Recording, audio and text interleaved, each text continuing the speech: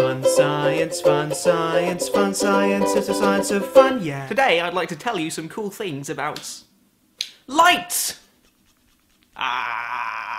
Now, as I'm sure you're aware, the speed of light is 299,792,458 meters per second, which is pretty bloomin' fast. To give you an idea as to how fast that actually is, it would take a beam of light 1.255 seconds to travel from the Earth to the Moon. The speed of sound is only 340 meters per second, which is still pretty fast, even though, thanks to science, humans have managed to go faster than that. But if you want to go faster than light, then sorry, you can't. It's not possible. It's theoretically possible that we could one day travel very, very nearly almost as fast as light, but to go faster than that, no, sorry. Now, before I can tell you about all of the really cool stuff that comes with light and the speed of light, I have to tell you about this other thing called the Doppler effect, which is still really interesting, so, you know, don't leave just yet. The Doppler effect is the change that you notice in the frequency of a wave when the source of that wave is moving relative to you. For example, imagine that you're sitting by a canal enjoying the lovely British weather when suddenly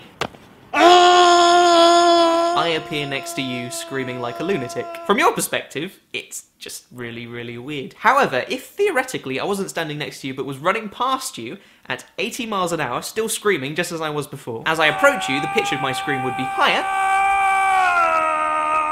and then as I pass and run away from you, the pitch of my scream would drop, even though from my perspective, I'm screaming at exactly the same pitch as I was when I was standing still.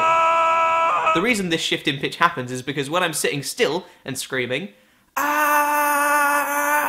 the sound waves are emitting from my mouth uniformly. But when I start moving, the sound waves in front of me get squished up and the sound waves behind me get stretched out. And it's this change in the frequency that causes the change in pitch as I pass, and that is what the Doppler effect is.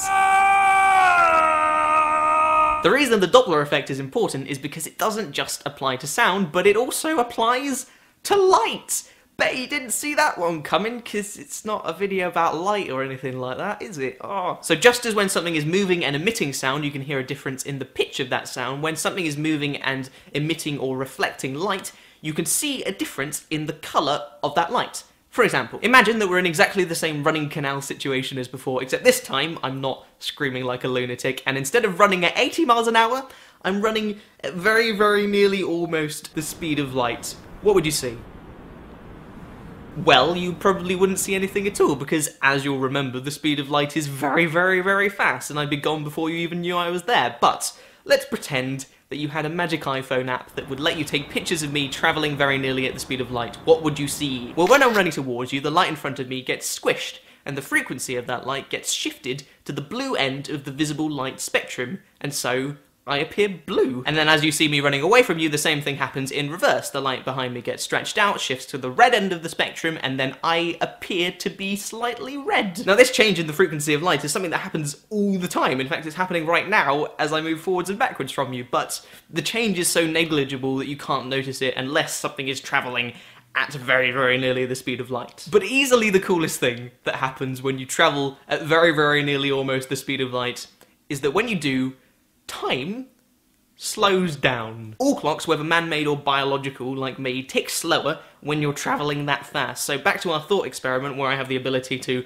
run very nearly at the speed of light. Imagine that I decided to take a couple of minute tour around London travelling that fast. Well, it might have only seemed like a couple of minutes to me, but to you, travelling at normal human speed, it would have been many, many years. And so by the time I returned from my very short run, you would have died of old age. And that, ladies and gentlemen, is light. This is the end.